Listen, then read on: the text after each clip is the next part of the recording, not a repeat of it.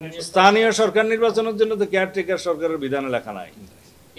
নির্বাচন কমিশনের এখতিয়ারের মধ্যে কনস্টিটিউশনাল ম্যান্ডেট হচ্ছে দুইটা, একটা রাষ্ট্রপতি আর একটা জাতীয় সংসদ নির্বাচন। সেটা তো এখনো বহাল আছে, সেখানে সংশোধনী আসে নাই। প্রস্তাব কেউ কেউ দিতেই পারে। যেখানে স্থানীয় সরকারের অন্ততপক্ষে 4টা স্তর আছে আমাদের দেশে, এবং প্রতিটি স্তরের নির্বাচনের জন্য কমপক্ষে 6 মাস সময় লাগে, এটা ইন প্র্যাকটিস।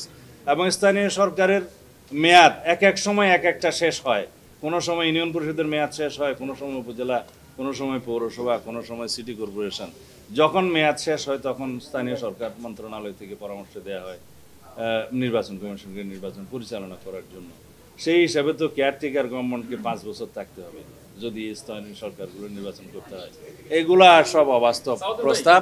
আমরা মনে করি না যে স্থানীয় সরকার নির্বাচন কেয়ারটেকারের কর্ম হতে পারে। রান্নায় আমার ভালোবাসা Jamuna gas stove. Jamuna gas stove, আধুনিক, নিরাপদ ও দীর্ঘস্থায়ী। রাষ্ট্রপতির বিধানটা এখনো থাকবে কিনা সর্বশেষ সে বিষয়ে ঐকমত হয়নি।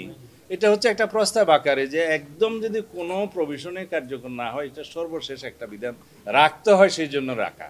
এটা হচ্ছে যে খুব খুশি মনে রাখা নয়। এই বিষয়ে এখনো ঐকমত হয়নি। কেয়ারটেকার কারা হতে পারে সেজন্য কয়েকদিন অপেক্ষা করেন। আরো সবাই তো প্রস্তাব দিবে, আপনারাও ব্রেন স্টর্মিং করেন, আপনারা পত্র পত্রিকায় লেখালেখি করেন, ওখান থেকে আমরা জ্ঞান অর্জন করি। তারপরে হ্যাঁ আচ্ছা, আমাদের প্রস্তাবটা আমরা দেব, এই মুহূর্তে দিচ্ছি না, আমরা দুই একটা প্রস্তাব।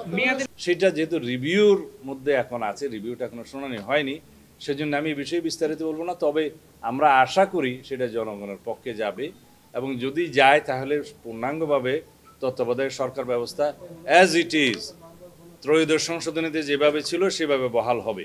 এখন আলাপটা হচ্ছে সেইভাবে বহাল হলে সেই জায়গায় আমরা কি কি সংশোধনী চাই, সেই জায়গাতে আমরা বলেছি যে আমরা কিছু কিছু সংশোধনী চাই।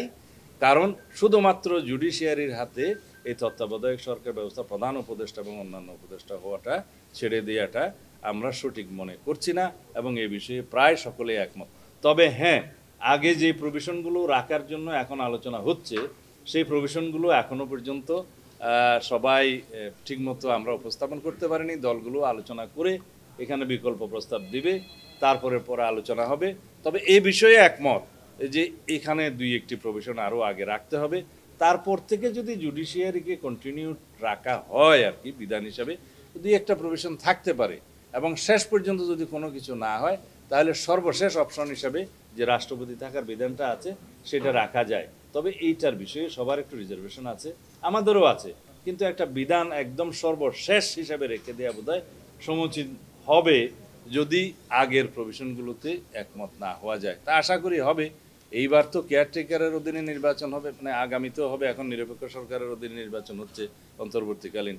ভবিষ্যতে কেয়ারটেকারের সরকারের অধীনে নির্বাচন হলে, তারপরে স্বাধীন নির্বাচন কমিশনের নির্বাচন পরিচালনা হলে, জুডিশিয়ারি কমপ্লিট ইন্ডিপেন্ডেন্ট হলে, দুদক যদি রাইটলি ফাংশন করতে পারে, তাহলে আমার মনে হয় জাতির মধ্যে অনেক ব্যালেন্স আসবে, চেক অ্যান্ড ব্যালেন্স হবে, পাওয়ার ব্যালেন্স হবে, এবং এইটা একটা হারমোনিয়াস কোঅপারেশন হবে in between all the organs of the state, এবং ডেমোক্রেটিক অর্গানাইজেশনগুলো দাঁড়িয়ে যাবে শক্ত ভিত্তির উপরে, সাংবিধানিক প্রতিষ্ঠানগুলোর শক্ত ভিত্তির উপরে দাঁড়িয়ে যাবে। তখন আমরা আমাদের কাঙ্ক্ষিত সেই শক্তিশালী গণতান্ত্রিক রাষ্ট্র দেখতে পাবো ইনশাআল্লাহ।